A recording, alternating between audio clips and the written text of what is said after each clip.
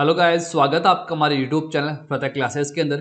तो गाइस, इस क्लास के अंदर बहुत ही शानदार टॉपिक के बारे में बात करने वाले हैं। टॉपिक का नाम है संविधान सभा, जिसको बोलते हैं कॉन्स्टिट्यूशन असेंबली के बारे में हम लोग बात करने वाले हैं इस क्लास के अंदर, जो आपकी आने वाली सभी एग्जाम के लिए बहुत ही इंपॉर्टेंट है। ओके, तो गाइस इस क्लास को अंत तक जरूर देखेगा, जिससे कि आपको इस क्लास से फायदा मिल सके। इस क्लास के अंदर हम आज जो बात करेंगे वो पार्ट फर्स्ट के बारे में बात करने वाले हैं। टॉप 40 इंपोर्टेंट क्वेश्चंस के बारे में हम लोग बात करने वाले हैं। तो गाइस इस क्लास को अंत तक जरूर देखेगा।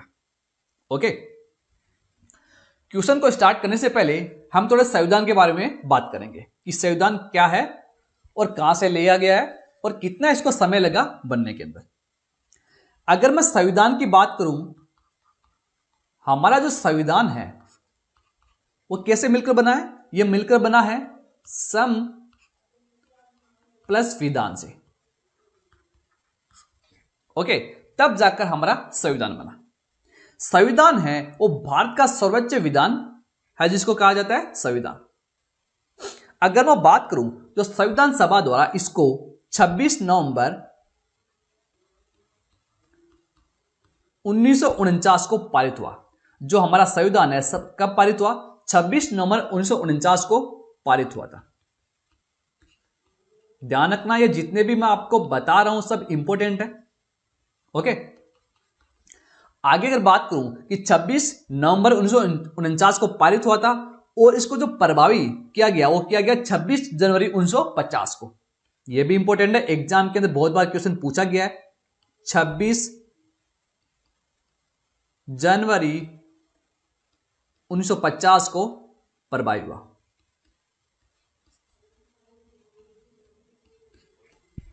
ओके, अगर मैं बात करूं कि जो हमारा संविधान है, संविधान का वास्तुकार की अगर मैं बात करूं, संविधान के प्रधान की अगर मैं बात करूं, संविधान के निर्माता की अगर बात करूं, तो किसको कहा जाता है? भीमराव अंबेडकर को। अगर मैं बात करूं यहां पे संविधान के प्रधान के बारे में या फिर वास्तुकार के बारे में या फिर निर्माता के बारे में अगर मैं बात करूं, ठीक है, तो किसको कहा जाता है? भीमराव अंबेडकर जी को।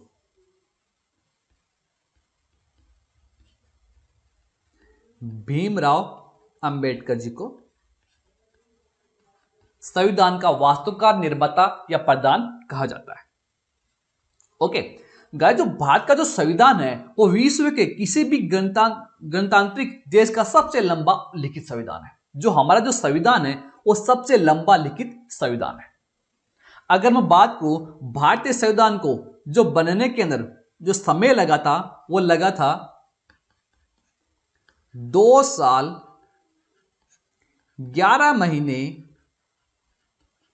और 18 दिन।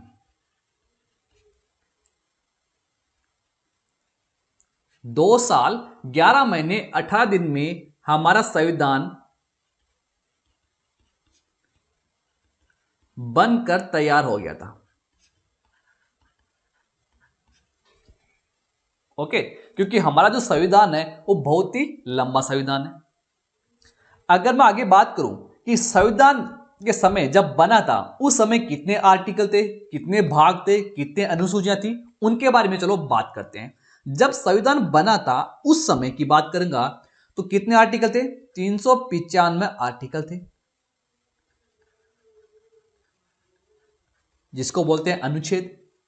अगर मैं बात करूं कि कितनी अनुसूचियां हैं उस समय, तो उस समय 8 अनुसूचियां थी।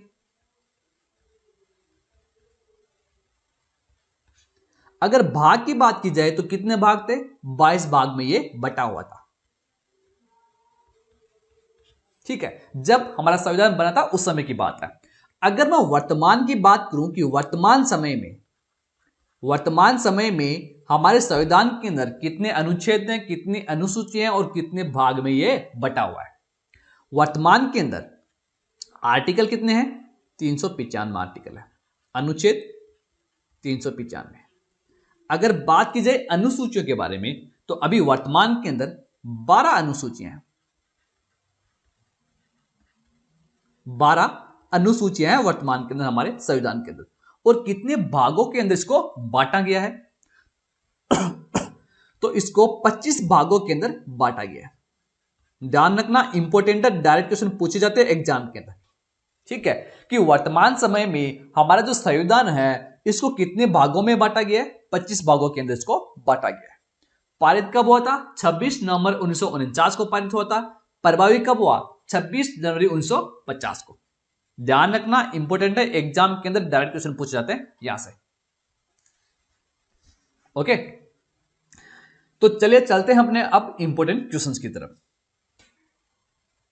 फर्स्ट क्वेश्चन देखिए, फर्स्ट है संविधान सभा की प्रथम बैठक मीन्स की first meeting of constitution assembly कब हुई थी? तो संविधान सभा की जो प्रथम बैठक हुई थी वो हुई थी 9 दिसंबर 1946 को। ऑप्शन नंबर ए क्या हो गया अपना सही आंसर हो गया इस क्वेश्चन का। कलर चेंज कर लेते हैं एक बार। ओके, ठीक है, 9 दिसंबर 1946 को संविधान सभा की प्रथम बैठक आयोजित की गई थी। ओके, अगर मैं बात करूं जब आयोजित की गई थी, तो अगर मैं बात करूं उस समय अस्थायी, अगर मैं अध्यक्ष की बात करूंगा तो डॉक्टर सच्चिदानंद सिन्हा। अध्यक्ष की अगर मैं बात करूंगा परमानेंट अध्यक्ष की तो डॉक्टर राजेंद्र प्रसाद। आगे आपको क्वेश्चन के अंदर पता चल जाएगा। ठीक है, अगला क्वेश्चन देखिए, अगला है संविधान सभा के अस्थायी अध्यक्ष। संविधान सभा के अस्थायी अध्यक्ष के बारे में बात की गई है, टेम्पररी चेयरमैन के बारे में बात की गई है, किसको नियुक्त की गई उस समय? तो गैस किसको किया गया?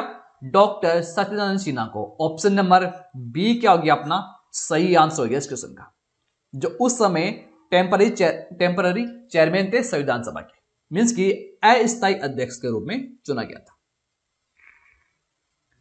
अगला क्वेश्चन देखिए, अगला है प्रारूप समिति जिसको बोलते हैं ड्राफ्टिंग कमेटी के अध्यक्ष कौन थे? प्रारूप समिति के जो अध्यक्ष थे उस समय वो थे Bhimrao Ambedkar. Option number D क्या हो गया अपना सही आंसर हो गया इस क्वेश्चन का। अगर मैं बात करूं प्रारूप समिति के बारे में तो इसको 29 अगस्त 1947 को गठन हुआ इसका, किसका? ड्राफ्टिंग कमेटी का। ठीक है, अगर मैं बात करूं कि प्रारूप समिति के अंदर 7 सदस्यों की थी ये प्रारूप समिति। ध्यान रखना, कितने सदस्य थे? 7 सदस्य थे इसके अंदर। 6 सदस्यों को मिलाकर एक थे भीमराव अंबेडकर जी, तो टोटल कितने हो गए? 7 हो गए। अगर मैं 7 की बात करूं तो एक कृष्ण स्वामी अयंगर, गोपाल स्वामी, कन्हैया लाल, माधवराज, कृष्णामाचारी, मोहम्मद सादुल्ला और भीमराव अंबेडकर, ये सातों ही क्या थे? प्रारूप समिति के अंदर थे। और अध्यक्ष कौन थे इनके? भीमराव अंबेडकर। ओके,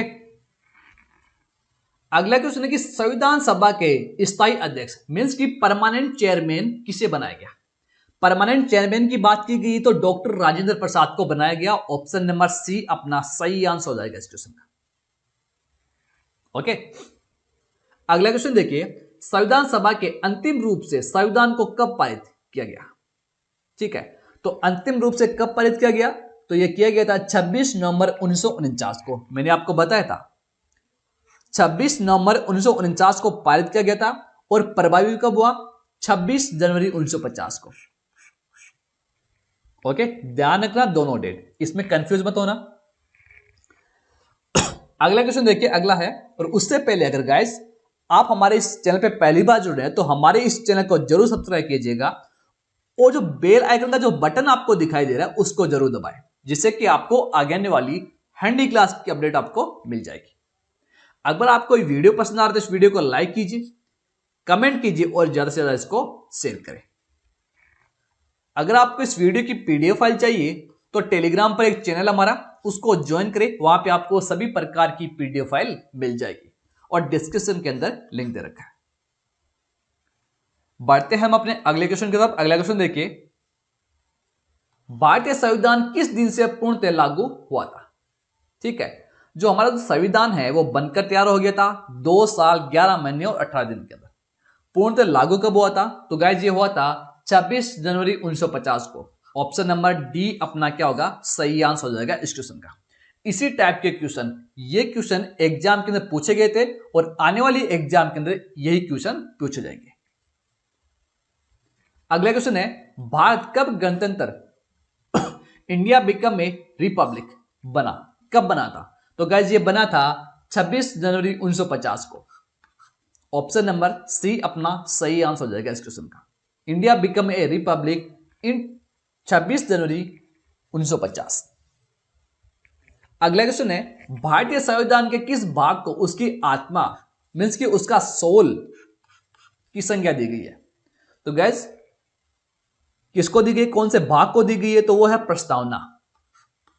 प्रस्तावना को ही भारतीय संविधान के आत्मा कहा गया है, उसका सोल कहा गया है। इंडियन कॉन्स्टिट्यूशन सोल की संज्ञा दी गई है प्रस्तावना को। ओके, और प्रस्तावना कौन से संविधान से ली गई है? ठीक है, सॉरी, प्रस्तावना है वो कौन सी कंट्री, कौन से देश से ली गई है? तो प्रस्तावना ली गई है फ्रांस से। याद रखना, ये भी इंपॉर्टेंट है, मैं आपको बताऊंगा कि जो संविधान के अंदर है, ठीक है, वो कौन कौन सी कंट्री से लिए गए उनके बारे में मैं आपको बताऊंगा। अगला है, संविधान सभा ने राष्ट्रगान जो हमारा नेशनल एंथम है कब स्वीकार किया? ठीक है, तो गाइस ये किया था 24 जनवरी 1950 को। ऑप्शन नंबर ए क्या हो गया अपना सही आंसर हो गया इस क्वेश्चन का। अगर बात की जाए राष्ट्रगान के बारे में कि जो राष्ट्रगान के रचयिता की अगर मैं बात करूं, इंपॉर्टेंट है, बहुत बार पूछा भी गया। राष्ट्रगान के जो रचयिता है मीन्स कि नेशनल एंथम के जो रचयिता हैं उनका नाम है रविंद्रनाथ टैगोर। आप सबको पता है, ठीक है, ये हमारे राष्ट्रगान के रचयिता हैं। अगर मैं बात करूं राष्ट्रगीत के बारे में, ये भी देख ले आप। राष्ट्रगीत की अगर मैं बात करूं, राष्ट्रगीत के जो रचयिता हैं वो है बंकिम चंद्र चटर्जी। बंकिम चंद्र चटर्जी, ध्यान रखना, इंपॉर्टेंट है। अगला क्वेश्चन है, भारतीय नागरिकों को प्राप्त मूल अधिकारों की संख्या मीन्स की नंबर ऑफ फंडामेंटल राइट्स कितनी है? तो गाइस कितनी है? 6। ऑप्शन नंबर बी क्या हो गया अपना सही आंसर हो गया इस क्वेश्चन का।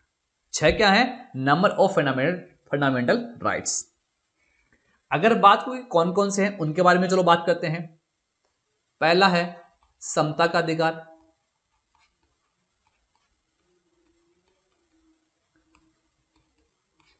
ठीक है, जो कौन से आर्टिकल के तहत आता है? आर्टिकल 14 से 18 के तहत। दूसरा कौन सा हो गया? शोषण के विरुद्ध अधिकार, सॉरी, स्वतंत्रता का अधिकार। दूसरा है स्वतंत्रता का अधिकार, जो आर्टिकल 19 से 22 के बीच में। तीसरा की मैं बात करूंगा तो शोषण के विरुद्ध अधिकार, शोषण के विरुद्ध अधिकार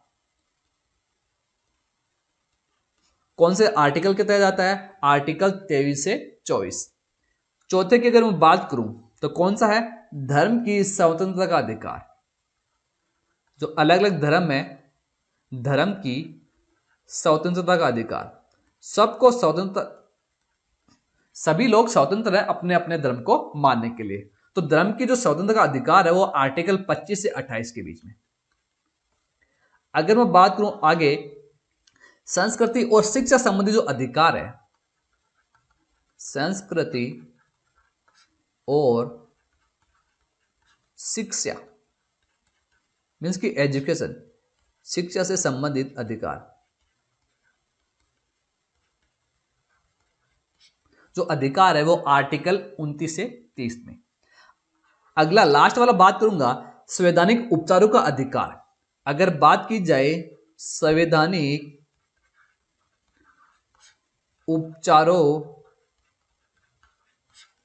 का अधिकार कौन से आर्टिकल के अंदर आता है? तो गाइस ये आता है आर्टिकल 32 के अंदर। तो नंबर ऑफ फंडामेंटल कितने हैं? 6 हैं, मैंने आपको बता दिया है, एग्जाम के पॉइंट ऑफ व्यू से बहुत ही इंपॉर्टेंट है। ओके, अगला क्वेश्चन देखिए। अगला है संपत्ति के अधिकार राइट टू प्रॉपर्टी को किस संविधान संशोधन के द्वारा हटा दिया गया? ठीक है, तो गाइज 44वें संविधान संशोधन के तहत जो संपत्ति का अधिकार है उसको हटा दिया गया। तो ऑप्शन नंबर ए क्या हो गया अपना सही आंसर हो गया इस क्वेश्चन का। कौन सा? 44वें संविधान संशोधन 1978 के तहत इसको हटा दिया गया और इसको एक कानून अधिकार बना दिया गया। यह भी इंपॉर्टेंट है, ध्यान रखना। अगला क्वेश्चन है, मूल अधिकारों का रक्षक फंडामेंटल राइट्स प्रोटेक्टर किसे कहा जाता है? तो किसको कहा जाता है? तो गाइस ये कहा जाता है सर्वोच्च न्यायालय को और उच्च न्यायालय को। तो ऑप्शन नंबर सी मींस कि ए एवं ब दोनों, ए बी अपना क्या होगा सही आंसर हो जाएगा इस क्वेश्चन का। मूल अधिकार का जो रक्षक कहा जाता है वो सर्वोच्च न्यायालय को भी कहा जाता है और उच्च न्यायालय को भी कहा जाता है, दोनों को कहा जाता है। अगला क्वेश्चन है, किस अनुच्छेद किस आर्टिकल के द्वारा 6 से 14 वर्ष तक के बच्चों के लिए शिक्षा का अधिकार राइट टू एजुकेशन मूल अधिकार माना गया? ठीक है, कौन से आर्टिकल के तहत माना गया? तो गाइस ये माना गया है आर्टिकल 21A के तहत। ऑप्शन नंबर सी क्या हो गया अपना सही आंसर हो गया इस क्वेश्चन का। ओके, ऑप्शन नंबर सी क्या हो गया अपना सही आंसर हो गया इस क्वेश्चन का।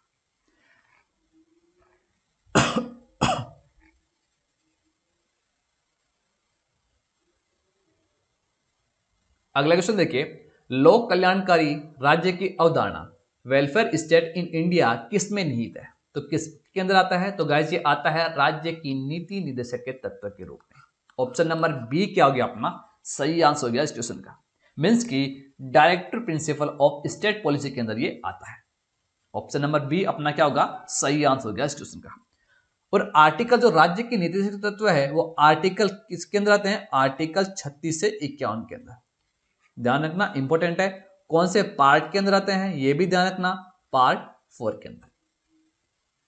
अगला है कि संविधान का अनुच्छेद 40, तो संविधान का जो आर्टिकल 40 है राज्य को निर्देश देता है कि वह क्या ग्राम पंचायतों का संगठन करे। ऑप्शन नंबर सी क्या हो गया अपना सही आंसर हो गया इस क्वेश्चन का, जो आर्टिकल 40 हमें कहता है। ओके, अगले क्वेश्चन देखिए, अगला है संविधान में मूल कर्तव्यों मींस की फंडामेंटल ड्यूटीज को शामिल करने की प्रेरणा किस देश के संविधान से ली गई है? ठीक है, तो उस देश का नाम है रूस। रूस के संविधान से ली गई है। ऑप्शन नंबर ए क्या हो गया अपना सही आंसर हो गया इस क्वेश्चन का। ओके, बढ़ते हैं हम अपने अगले क्वेश्चन की तरफ। अगला क्वेश्चन देखिए, संविधान में मूल कर्तव्यों मींस की फंडामेंटल ड्यूटीज की कुल संख्या कितनी है संविधान के अंदर?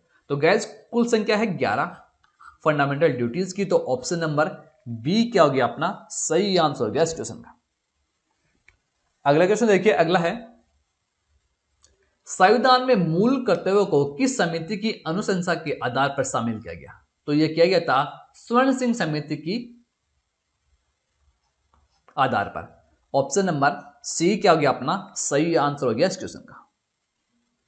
अगला क्वेश्चन देखिए, अगला है भारतीय संघ की शक्ति मींस की executive power of the union किसमें निहित है? तो किसके अंतर्गत आते हैं? तो गाइस ये राष्ट्रपति के अंतर्गत आते हैं। तो ऑप्शन नंबर सी क्या हो गया अपना सही आंसर हो गया इस क्वेश्चन का। अगर बात करें वर्तमान के अंदर, वर्तमान में हमारे जो राष्ट्रपति हैं वो कौन है? रामनाथ कोविंद। ध्यान रखना वर्तमान में हमारे यही राष्ट्रपति हैं। कार्यकाल की अगर मैं बात करूं, कार्यकाल का जो समय होता है, जो पीरियड होता है वो 5 साल का होता है। ठीक है, आर्टिकल किसके अंदर आता है? आर्टिकल 52 के तहत राष्ट्रपति के बारे में बताया गया है। शपथ कौन दिलाता है इनको? शपथ दिलाता है सर्वोच्च न्यायालय के मुख्य न्यायाधीश के द्वारा राष्ट्रपति को शपथ दिलाई जाती है। अगला क्वेश्चन है, राष्ट्रपति के निर्वाचक मंडल में शामिल है कौन है? राष्ट्रपति के निर्वाचक मंडल के अंदर संसद के दोनों सदनों के निर्वाचित सदस्य एवं राज्यों की विधानसभाओं के निर्वाचित सदस्य शामिल हैं। संसद के दोनों सदन मींस की लोकसभा और राज्यसभा के निर्वाचित सदस्य एवं राज्यों की विधानसभाओं के निर्वाचित सदस्य शामिल हैं निर्वाचक मंडल में राष्ट्रपति के। तो ऑप्शन नंबर सी क्या हो गया अपना सही आंसर हो गया इस क्वेश्चन का।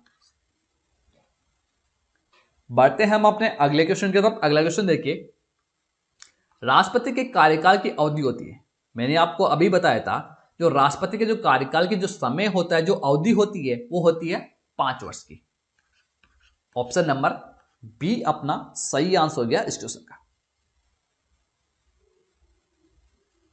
अगले क्वेश्चन देखिए, राष्ट्रपति पद के चुनाव के लिए कौन सी विधि अपनाई जाती है? Election method of president of India, कौन सी विधि अपनाई जाती है राष्ट्रपति पद के चुनाव के लिए? तो गाइस वो अपनाई जाती है आनुपातिक प्रतिनिधित्व, एकल संक्रमणीय, अप्रत्यक्ष मतदान, मीन्स की उपरोक्त सभी। तो ऑप्शन नंबर डी क्या हो गया अपना सही आंसर हो गया इस क्वेश्चन का। मीन्स की राष्ट्रपति पद के चुनाव के लिए आनुपातिक प्रतिनिधित्व, एकल संक्रमणीय, अप्रत्यक्ष मतदान, तीनों विधियां अपनाई जाती है। ओके, आर्टिकल 55 के तहत, आर्टिकल 55 के तहत इलेक्शन के बारे में बताया गया राष्ट्रपति के कि दोनों सदन होने चाहिए, विधानसभा के निर्वाचित सदस्य। अगला है कि निर्विरोध चुने जाने वाले राष्ट्रपति हैं। बहुत ही इजी क्वेश्चन है, एग्जाम में बहुत बार पूछा भी गया है कि निर्विरोध चुने गए थे वो राष्ट्रपति कौन है, उनका नाम बताइए। तो वो है नीलम संजीव रेड्डी, जिनको निर्विरोध राष्ट्रपति के रूप में चुना गया था। ऑप्शन नंबर बी अपना क्या होगा सही आंसर हो जाएगा इस क्वेश्चन का। कब चुना गया था? 1977 के अंदर, 1977 के अंदर। अगला क्वेश्चन है, राष्ट्रपति पर महाभियोग का आरोप संसद के किस सदन द्वारा लगाया जा सकता है? ठीक है, तो राष्ट्रपति पर जो महाभियोग होता है, जो महाभियोग का जो आरोप लगाया जाता है, वो संसद के किसी भी सदन द्वारा लगाया जा सकता है, चाहे से वो लोकसभा हो या राज्यसभा। मीन्स की ऑप्शन नंबर सी अपना सही आंसर हो जाएगा इस क्वेश्चन का। राष्ट्रपति पर जो महाभियोग का जो आरोप लगता है, वो लगता है लोकसभा से या राज्यसभा से, किसी भी सदन के द्वारा लगाया जा सकता है। अगला क्वेश्चन देखिए, अगला है, भारतीय सेनाओं का सर्वोच्च सेनापति कौन होता है? तो गाइस कौन होता है? राष्ट्रपति ही होता है। ऑप्शन नंबर ए अपना क्या होगा सही आंसर होगा इस क्वेश्चन का। राष्ट्रपति जब तक अपना सिग्नेचर नहीं करते हैं, तब तक कोई भी सेना किसी भी आदेश को मानने के लिए बाध्य है नहीं है। मीन्स कि किसी भी सेना को आप आदेश नहीं दे सकते जब तक राष्ट्रपति किसी प्रकार का कोई सिग्नेचर या कोई साइन ना कर दे। अगला क्वेश्चन देखिए, अगला है, भारतीय संविधान के अनुसार संघ की कार्यपालिका शक्ति मीन्स की executive power of the union किसमें नियुक्त होती है? तो गाइज वो होती है राष्ट्रपति के अंदर ही। जो executive power of the union होती है वो राष्ट्रपति के अंदर होती है। तो ऑप्शन नंबर ए क्या हो गया अपना सही आंसर हो गया इस क्वेश्चन का। अगले क्वेश्चन देखिए, अगला है, उपराष्ट्रपति के निर्वाचक मंडल में शामिल है, कौन शामिल है? तो गाइज राज्यसभा एवं लोकसभा के सदस्य ही उपराष्ट्रपति के निर्वाचक मंडल के अंदर शामिल है। तो ऑप्शन नंबर सी अपना क्या होगा सही आंसर हो गया इस क्वेश्चन का। अगर मैं बात करूं कि वर्तमान में उपराष्ट्रपति कौन है, वर्तमान समय में वेंकैया नायडू जी उपराष्ट्रपति है। अगला है, राष्ट्रपति राज्यसभा, राष्ट्रपति राज्यसभा के कितने सदस्यों को मनोनीत करता है, मीन्स की नॉमिनेट करता है? तो कितने सदस्यों को? 12 सदस्यों को राष्ट्रपति के द्वारा राज्यसभा से मनोनीत नॉमिनेट किया जाता है। अगला क्वेश्चन है, भारतीय संसद मीन्स की पार्लियामेंट के ऊपरी सदन मीन्स की अपर हाउस को कहा जाता है। तो भारतीय संसद के ऊपरी सदन को हम कहते हैं राज्यसभा। तो ऑप्शन नंबर बी क्या हो गया अपना सही आंसर हो गया इस क्वेश्चन का। ओके, अगर मैं राज्यसभा की बात करूं तो इसका जो कार्यकाल होता है वो होता है 6 वर्ष का। ठीक है, सदस्य की अगर बात करूं 245 वर्तमान के अंदर सदस्य हैं।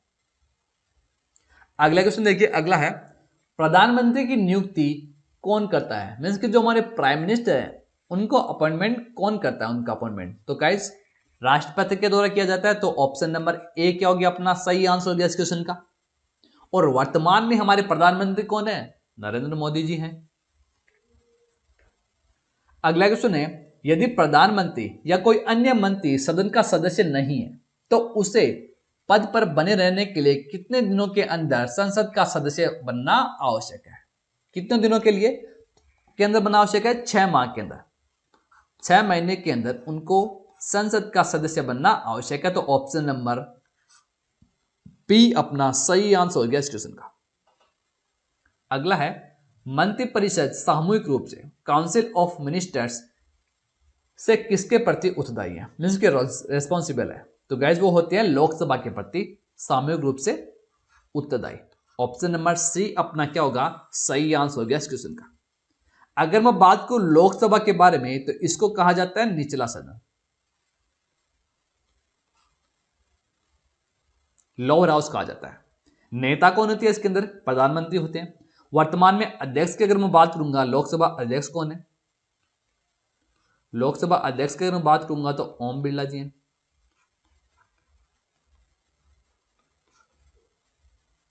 ठीक है, सदस्यों की संख्या की अगर मैं बात करूंगा तो 552। कार्यकाल की अगर मैं बात करूंगा तो 5 वर्ष का कार्यकाल होता है। अगला है लोकसभा की अधिकतम सदस्य संख्या हो सकती है, कितनी हो सकती है, 552। ऑप्शन नंबर डी अपना क्या होगा, सही आंसर हो गया इस क्वेश्चन का। अगला है राज्यसभा की अधिकतम सदस्य, राज्यसभा की अधिकतम सदस्य संख्या है, कितनी है, 250 है। ऑप्शन नंबर सी अपना क्या होगा, सही आंसर हो गया इस क्वेश्चन का। ओके, अगला क्वेश्चन देखिए। अगला है किसी विधेयक को धन विधेयक मीन्स की मनी बिल के रूप में कौन प्रमाणित करता है। तो गैज आपको पता है किसके द्वारा प्रमाणित किया जाता है, लोकसभा अध्यक्ष के द्वारा। ऑप्शन नंबर बी क्या हो गया अपना, सही आंसर हो गया इस क्वेश्चन का।